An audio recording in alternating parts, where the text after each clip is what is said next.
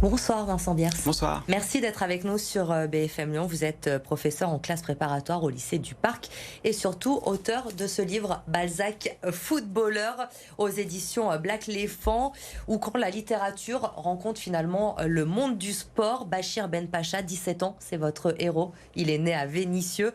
Il rêve de devenir tout simplement le plus grand footballeur du monde. Il vient de signer son contrat pro avec l'Olympique Lyonnais, mais tout ne se passe pas vraiment comme prévu pour lui. Jusqu'à un fameux soir d'été, une rencontre sur un pont de Lyon avec Honoré de Balzac en personne. Voilà, exactement. L'idée, c'était de mettre en scène la rencontre du football et de la littérature. Et pour ce faire, je voulais mettre en scène une figure qui représente la littérature. Bon, c'est Honoré de Balzac, c'est le plus grand écrivain français. Et puis un footballeur qui, par bien des aspects, nous rappelle Karim Benzema. Ici à Lyon, c'est lui qui nous a fait rêver. Et c'est lui qui était le meilleur joueur du monde. Et c'est lui qui représente le football dans ce livre. Effectivement, en lisant le livre, vous allez reconnaître Karim Benzema, même s'il y a quelques points divergents. Votre héros est né à Vénissieux, Karim Benzema est né à Bron, mais effectivement les deux rêvent d'une chose, le Ballon d'Or, et votre héros l'aura en 2026. Comment vous est venue l'idée de créer cette relation justement entre un footballeur et Honoré de Balzac, parce que franchement on n'imagine pas Karim Benzema comme votre héros se promenant dans Lyon avec la Chartreuse de Parme sous le bras quand même. Oui, ça fait plusieurs années que je travaille en tant que chercheur sur les rapports entre la littérature et le football. Et ça fait depuis tout petit que j'entends en fait que ce sont deux passions inconciliables. Moi, j'ai toujours, avant même d'être professeur, avant même d'être universitaire, je suis fan de l'Olympique Lyonnais. J'ai jamais trouvé que c'était deux passions qui s'excluaient. Mais dans le milieu universitaire, la meilleure façon de passer pour un imbécile, c'est de dire qu'on aime le football. Et donc, je voulais essayer un petit peu d'aller à l'encontre de ces clichés et de mettre en scène un héros footballeur et qui rêve aussi d'être un personnage romanesque à la Stendhal, par exemple. Et justement, vous assumez pleinement dans votre rôle de professeur votre passion pour l'Olympique Lyonnais. Je vous cite: après avoir gagné la Coupe du Monde de foot à l'âge de 10 ans, Vincent s'engage pour l'Olympique Lyonnais, remporte 7 titres de champion de France consécutifs dans les années 2000. Il met alors un terme à sa carrière pour devenir professeur de lettres et spécialiste d'Honoré de Balzac. Par provocation, il enseigne même à Saint-Étienne. Il paraît que, enfin, c'est ce qu'on découvre dans votre livre, que le jour de la rentrée, vous arrivez directement. La première chose, c'est: je suis votre prof de lettres, mais je suis aussi fan de l'Olympique Lyonnais.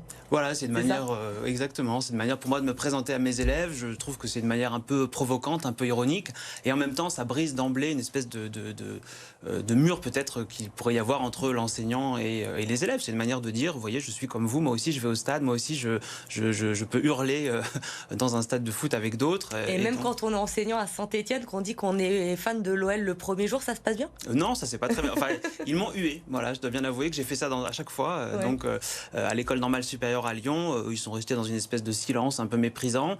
À Limoges, où j'ai enseigné auparavant, ils m'ont applaudi, même si les supporters parisiens, il y en a beaucoup là-bas, n'étaient pas très contents. Et à Saint-Étienne, bon, vous imaginez que j'ai été content de le dire.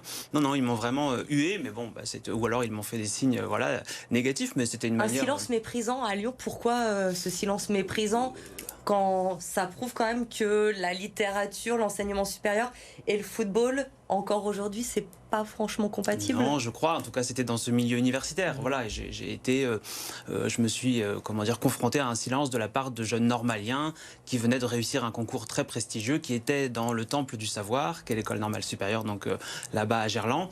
Et c'est vrai que de voir un jeune professeur leur dire qu'il aimait le football, ça les a étonnés, puisque pour eux, ce sont deux endroits séparés. Soit on fréquente les bibliothèques, soit on fréquente le stade. Et ils avaient en face d'eux quelqu'un qui leur disait qu'il faisait les deux et qui était en plus spécialiste de la littérature du 19e. Il y a énormément de références aussi évidemment dans votre livre. Bon, à la littérature, on l'a compris, à notre ville de Lyon, pour les amoureux de la ville, on retrouve tous les endroits qu'on aime, et aussi à l'Olympique Lyonnais évidemment, puisque vous êtes fan de foot. On va croiser Sidney Govou, Bernard Lacombe dans votre livre. Il y a même une rencontre avec Aimé Jacquet. Honoré de Balzac, justement, quand il parle de votre héros, Bachir Ben Pacha, il dit: petit bonhomme. Là aussi, on est sur une référence à Aimé Jacquet, Aux yeux dans les bleus pour les connaisseurs. Voilà, exactement. L'idée du livre, c'était de multiplier des références parodiques, des citations qu'on reconnaît tous. Et donc, il y a un plaisir de la reconnaissance aussi pour ceux qui aiment la littérature. Ils reconnaîtront certaines scènes célèbres. Et puis, pour ceux qui connaissent le football, des commentaires, des extraits de commentaires qu'on connaît, qu'on a tous dans l'oreille, des matchs célèbres. Vous allez retrouver des réécritures de matchs qu'on a en commun, etc. Avec le célèbre muscle-ton, je jeu présent aussi dans votre ouvrage. Est-ce que vous l'avez envoyé à Karim Benzema, votre livre? Non, je ne l'ai pas envoyé à Karim Benzema, je ne sais pas trop comment faire. Donc si on me donnait la piste, je le ferais peut-être. Peut-être qu'il trouverait ça marrant. Voilà, j'aimerais bien savoir son avis, c'est vrai. Hein. Après tout, c'est aussi un texte qui fait l'apologie des footballeurs, l'apologie des supporters de foot et l'apologie des footballeurs. Hein. Et comment Honoré de Balzac va permettre à ce héros de devenir Ballon d'Or en 2026? On évoquait ensemble cette relation parfois compliquée pour vous dans le monde universitaire, d'être passionné de littérature mais aussi de football. Ça m'a fait évidemment, en lisant votre livre aussi, penser au contexte actuel, à ce que l'on vit en ce moment, ces difficultés d'être professeur aussi, tant l'actualité est lourde. Remettre la culture, l'éducation au centre des débats, c'est essentiel aussi pour le prof que vous êtes aujourd'hui. Oui, je crois. Je crois que c'est vrai qu'on parle beaucoup quand on parle des enseignants actuellement, de sécurité, de la peur des enseignants, etc. Mais on pourrait aussi reparler un peu du savoir et de ce qui fait que nous avons, ce que nous avons en commun et ce pourquoi on enseigne. C'est pour voir évoluer ces êtres en formation. Ça, c'est une expression de Gide que j'aime bien. Ce sont des êtres en formation qui n'ont pas les armes pour affronter le monde tel qu'il va. Et il me semble que la culture est une de ces armes.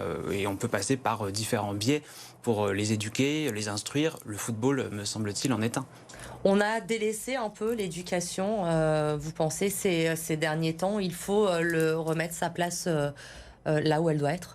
C'est-à-dire qu'on demande bien des choses aux professeurs, on demande d'éduquer, d'instruire. J'ai vu encore qu'il y avait des propositions pour éduquer à la sexualité, etc. Moi, je pense que le rôle du professeur de lettres, c'est d'avant tout de parler de la littérature, de transmettre le savoir. On n'est pas professeur si on ne sait rien. Et donc, voilà, je crois que c'est le savoir avant tout qui doit être mis en avant. Et d'ailleurs, c'est ce que les élèves demandent. Et c'est ce qu'on retrouve dans votre livre, évidemment, la littérature, cette transmission de votre passion. Est-ce que c'est compliqué aujourd'hui, justement, vous parlez de transmission, du savoir auprès des jeunes, des étudiants. Est-ce que c'est compliqué aujourd'hui d'évoquer certains sujets ? Bon, je dois bien dire que ma position est particulièrement privilégiée, parce que moi j'enseigne en classe préparatoire au lycée du Parc à Lyon. Donc, je veux dire, ce sont des jeunes gens qui ont 18 ans, qui viennent pour faire de la littérature et qui boivent les paroles du professeur. Ça, c'est vrai. Maintenant, il ne faut pas non plus se leurrer. Il y a bien des endroits dans lesquels, en effet, c'est compliqué. On le sait tous. Et ce qui est dommageable, c'est que c'est d'autant plus compliqué que les professeurs n'ont pas toujours le soutien ni de la société, ça me semble évident, ni de la hiérarchie. Ça l'est pas. Voilà, c'est une vérité que bien des professeurs vous diront. La transmission, la passion de la littérature, la passion du sport, en tout cas, c'est ce que vous nous faites découvrir dans ce livre Balzac Footballeur. C'est aux éditions Black Léphant. Merci beaucoup d'être venu nous en parler. Évidemment, à retrouver pour les fans de littérature, Honoré de Balzac, mais pas seulement. Les fans de l'Olympique Lyonnais aussi vont adorer ce livre.